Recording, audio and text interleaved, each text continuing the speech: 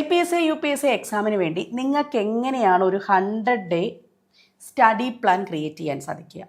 അപ്പോൾ ആദ്യം നിങ്ങളൊരു സ്റ്റഡി പ്ലാൻ ക്രിയേറ്റ് ചെയ്യുമ്പം നിങ്ങൾ ഓർക്കേണ്ട കാര്യങ്ങളെന്ന് വെച്ച് കഴിഞ്ഞാൽ നിങ്ങളുടെ ക്വാളിഫിക്കേഷൻ എന്താണെന്ന് ഐഡൻറ്റിഫൈ ചെയ്യുക. നിങ്ങൾ ബേസിക്കലി നിങ്ങളെ തന്നെ അനലൈസ് ചെയ്യുക. നേരത്തെ ഒരു പി എസ് സിക്ക് പഠിച്ചു തുടങ്ങിയിട്ട് കുറച്ച് നാളായോ, ഏതെങ്കിലും ലിസ്റ്റിലായിട്ടുണ്ടോ? ഓക്കെ. അടുത്തത് PSCക്ക് ഞാൻ ഫ്രഷറാണ്. ഓക്കെ. നിങ്ങളുടെ കോർ ഏരിയ, നിങ്ങളുടെ ക്വാളിഫിക്കേഷൻ എന്താണ്? ഇപ്പം നിങ്ങൾ BSc ബോട്ടണി ആണെങ്കിൽ നിങ്ങൾക്ക് ഏറ്റവും നന്നായിട്ട് എന്തായിരിക്കും അറിയാവുന്നത്? ബയോളജി ആയിരിക്കും അറിയാവുന്നത്, അല്ലേ? അപ്പം നിങ്ങൾക്ക് സോഷ്യൽ സയൻസ് ആയിരിക്കും കുറച്ച് പ്രയാസം ഉണ്ടാകുന്നത്, അല്ലെങ്കിൽ കണക്കായിരിക്കും ചിലപ്പോൾ പ്രയാസം ഉണ്ടാകുന്നത്. അപ്പോൾ നിങ്ങളുടെ കോർ ഏരിയ അറിയാം. ഈ എന്തുകൊണ്ടാണ് ഞാനിത് പറയുന്നത് പറഞ്ഞാൽ, PSC പരീക്ഷയിൽ നിങ്ങൾ കുറച്ച് നാളും കൊണ്ട് പഠിക്കുന്നുണ്ടെങ്കിൽ അവിടെ എന്തുകൊണ്ട് നിങ്ങൾ PSCയുടെ ലിസ്റ്റിൽ ഉണ്ടാവുന്നില്ല എന്നറിയണം. അത് ഞാൻ കുറേ PSC എഴുതുന്നു എനിക്ക് കിട്ടുന്നില്ല എന്ന് പറയുന്നവരോട് എനിക്ക് പറയാനുള്ളത്, അത് നമ്മൾ സ്ട്രാറ്റജി മെനയുന്നതിൻ്റെ കുഴപ്പമാണ്.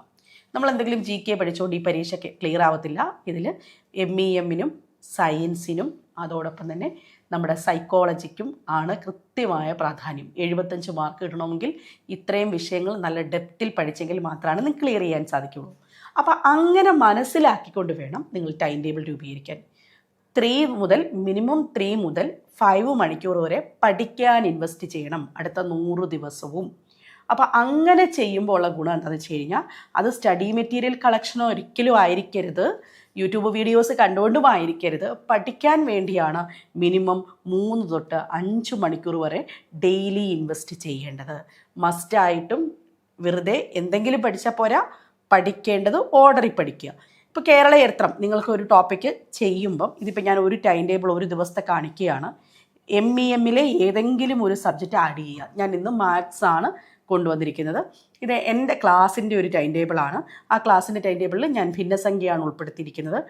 അടുത്തത് സയൻസ്, സൈക്കോളജി, ഇത് ഞാൻ ഡെയിലി കൊടുക്കാറുണ്ട്. അപ്പോൾ നോക്കിക്കേ, സയൻസിനകത്ത് ഞാൻ നിങ്ങൾക്ക് പഠിക്കാനായിട്ട് എടുക്കേണ്ടത് ചാപ്റ്റേഴ്സ്, SCERT ചാപ്റ്റേഴ്സാണ് എടുക്കേണ്ടത്, വേറെ ഒന്നും എടുക്കരുത്. അവിടെ നിന്ന് വേണം നിങ്ങൾ തുടങ്ങാൻ. അപ്പോൾ ഭൗതിക ശാസ്ത്രമാണെങ്കിൽ അളവുകളും യൂണിറ്റുകളും എന്ന് പറയുന്ന ടോപ്പിക്കാണെങ്കിൽ അതിൽ ഏതാണോ സ്റ്റാൻഡേർഡ് 8 യൂണിറ്റ് വന്ന അളവുകളും യൂണിറ്റുകളും ഇങ്ങനെ ആദ്യം ഐഡൻറ്റിഫൈ ചെയ്തിട്ട് അവിടെ നിന്ന് വേണം പഠിച്ചു തുടങ്ങാൻ. സൈക്കോളജി ഉൾപ്പെടുത്തുക, കാരണം സൈക്കോളജി റിപ്പീറ്റ് ചെയ്ത് വായിക്കേണ്ട ഒരു ഏരിയ ആണ്. അതിനോടൊപ്പം തന്നെ നിങ്ങൾക്ക് ചരിത്രം, കേരള ചരിത്രം, അതോടൊപ്പം തന്നെ കറണ്ട് അഫയേഴ്സ് ഡെയിലി ഒരു പത്രം വായിക്കുക.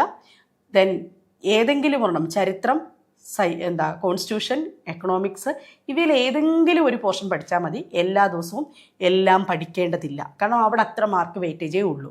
സോഷ്യൽ സയൻസിൻ്റെ കാര്യമാണ് ഞാൻ പറയുന്നത്. പക്ഷേ ബാക്കിയുള്ള കാര്യങ്ങൾ MEMന് പരിഗണന കൊടുക്കുക, സൈക്കോളജി ഡെയിലി ഉൾപ്പെടുത്തുക, സയൻസ് ഡെയിലി ഉൾപ്പെടുത്തുക. ഇങ്ങനെ വേണം നിങ്ങളുടെ ടൈം ടേബിൾ നിങ്ങൾ പ്രിപ്പയർ ചെയ്യാനായിട്ട്. അപ്പോൾ ഈ പറഞ്ഞ കാര്യങ്ങളൊക്കെ നിങ്ങൾ ശ്രദ്ധിക്കുകയാണെങ്കിൽ നിങ്ങളും ലിസ്റ്റിലുണ്ടാകും. പഠിക്കാൻ ആഗ്രഹമുണ്ടോ? 100 ദിവസത്തേക്ക് എന്നോടൊപ്പം കൂടിക്കോളൂ. ഇനിയും എൻ്റെ ക്ലാസ്സുകൾ ലഭിക്കുന്നതിന് വേണ്ടി ഈ നമ്പറിൽ കോൺടാക്റ്റ് ചെയ്താൽ മതി.